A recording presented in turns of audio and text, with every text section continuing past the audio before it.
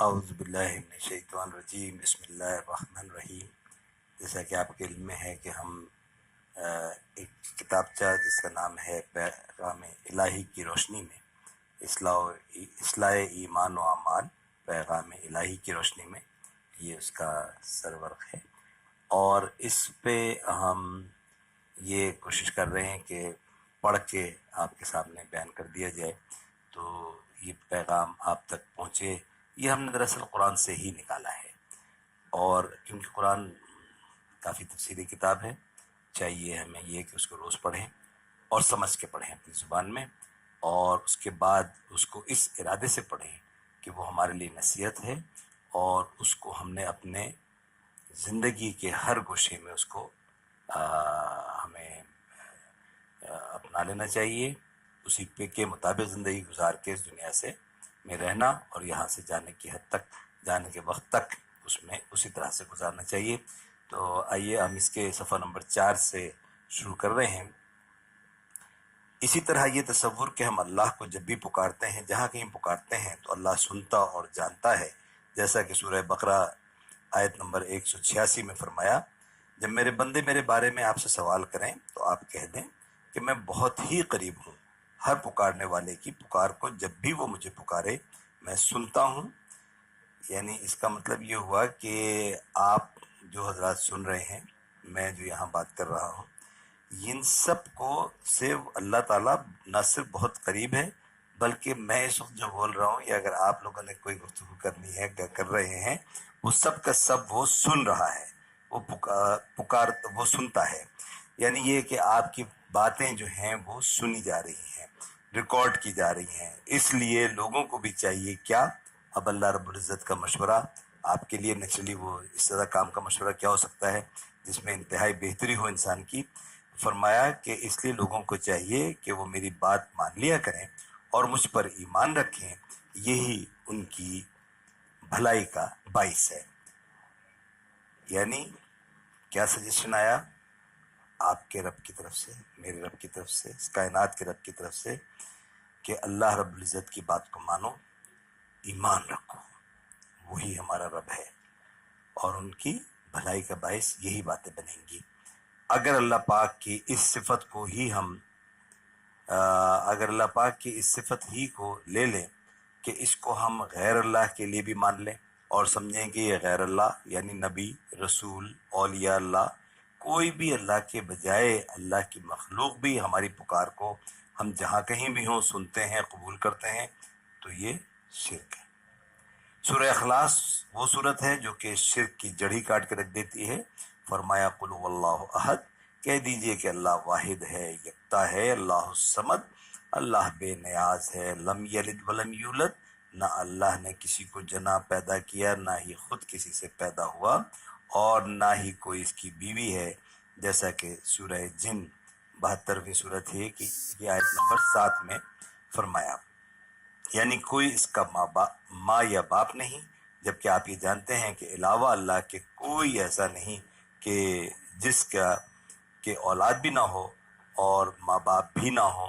وَلَمْ يَكُنْ لَهُ كُفُوًا أَحَدٌ، نہ ہی کوئی اس کا ہمسر ہے۔ یعنی اس کی ذات میں، صفات میں، افعال میں کوئی نہیں جو اس اللہ سے مماثلت بھی رکھتا ہو، اس کا کوئی ثانی نہیں۔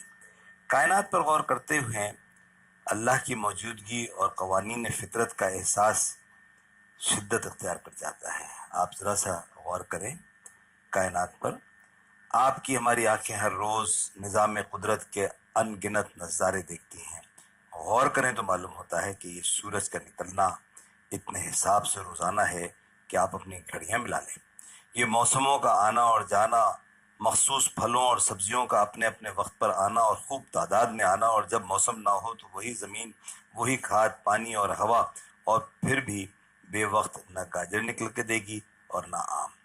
اللہ پاک نے قرآن کریم میں حضرت آدم اور اماں حوا سے یہی فرمایا کہ تم اب جنت سے اتر جاؤ۔ یہ سورہ اعراف 7 کی آیت نمبر 24 میں ہے، تمہارا ٹھکانہ زمین پر ہے جس میں ہم نے تمہارے رزق فراہم کر دیا ہے۔ تو آج آپ اور ہم اس رزق کو اور اس کی فراوانی کو اپنی آنکھوں سے دیکھ رہے ہیں۔ جانوروں کی طرف دیکھیں کہ جن جانوروں کو سب انسان مل کر روزانہ اپنی غذا کے طور پر کھاتے ہیں، انہی جانوروں کے آپ کو ریوڑ کے ریوڑ نظر آتے ہیں۔ انسان اور دیگر جانداروں کے رزق کی فراہمی کا حال تو یہ ہے کہ اللہ پاک تو اس وقت بھی رزق دیتا ہے جب نہ تو وہ خود غذا کھانے اور نہ اس کی ماں اس کو کھلانے کی متحمل ہوتی ہے، تب بھی اللہ اس کو ماں کے پیٹ میں رزق فراہم کر رہا ہوتا ہے۔ سورہ لقمان 31 کی آیت نمبر 27 میں فرمایا، اور اگر یوں ہو کہ زمین میں جتنے درخت ہیں سب کے سب قلم اور سمندر کا تمام پانی سیاہی اور اس کے بعد 7 سمندر اور سیاہی ہو جائیں تو اللہ کی باتیں یعنی اس کی صفتیں ختم نہ ہوں۔ بے شک اللہ غالب حکمت والا ہے، وہی ہمارا رازق ہے، وہی پالن ہار ہے، پالنے والا ہے، اور وہی پاک پروردگار ہے۔ ظاہر و پوشیدہ کا وہ عالم ہے، سب سے بڑا اور سب سے بلند و بالا۔ تم میں سے کسی کا اپنی بات کو چھپا کر کہنا اور بآواز بلند کہنا اس کے لیے برابر ہے، اور جو رات کو چھپا ہوا اور جو دن میں چل رہا ہو سب اللہ پر برابر و یکساں ہیں۔ اس کے پہرہ دار انسان کے آگے پیچھے مقرر ہیں، آپ کے آگے پیچھے پہرے دار مقرر ہیں جو اللہ کے حکم سے اس کی نگہبانی کرتے ہیں۔ آپ کی نگہبانی ہو رہی ہے، you are being protected by وہ فرشتے جو کہ اللہ کی ڈیوٹی انجام دے رہے ہیں۔ تو فرمایا کہ نگہبانی کرتے ہیں، یہ سورہ رعد 13 میں آپ آیت نمبر 9 سے لے کے 11 پڑھ لیجئے۔ اسی بات کی گواہی ہمیں اس کلمے سے بھی ملے گی کہ سب سے پہلی شرط، لازمی شرط یہی ہے کہ نہیں کوئی اللہ کے سوا، لا الہ الا اللہ کا عقیدہ، کا ایمان، کا تصور ہی ہمارے ایمان کی بنیاد ہے۔ اب اس کے بعد بھی ہم علاوہ اللہ کے اگر آپ نے شرک کیا تو بلا شبہ آپ کے اعمال ضائع ہو جائیں گے اور آپ یقیناً ضیاء کاروں میں ہو جائیں گے۔ یہ اللہ رب العزت کی طرف سے ان لوگوں سے بھی کہا گیا جو اللہ کے پیغمبر اور انبیاء۔ اور سورہ شورى 26 کی ہے آیت نمبر 213 میں بھی کہ اللہ کے ساتھ کسی اور معبود کو پکارنے سے بھی نبی بھی سزا پانے والوں میں شمار ہو سکتا ہے۔ تو پھر اب آپ اندازہ کریں کہ ہم اپنی زندگی بھر کی چند نیکیوں، نمازیں، روزہ، زکوٰۃ، عمرہ، حج اور کسی کی مدد کرنا اور ماں باپ کی فرما برداری یا کسی اور اچھے عمل جو ہم نے کیے ہیں اور ہمارا یہ تصور ہے کہ ان کی بدولت ہم جنت میں داخل ہو جائیں گے، اگر ہمارے عمل اور عقیدے میں کہیں شرک جیسا موذی مرض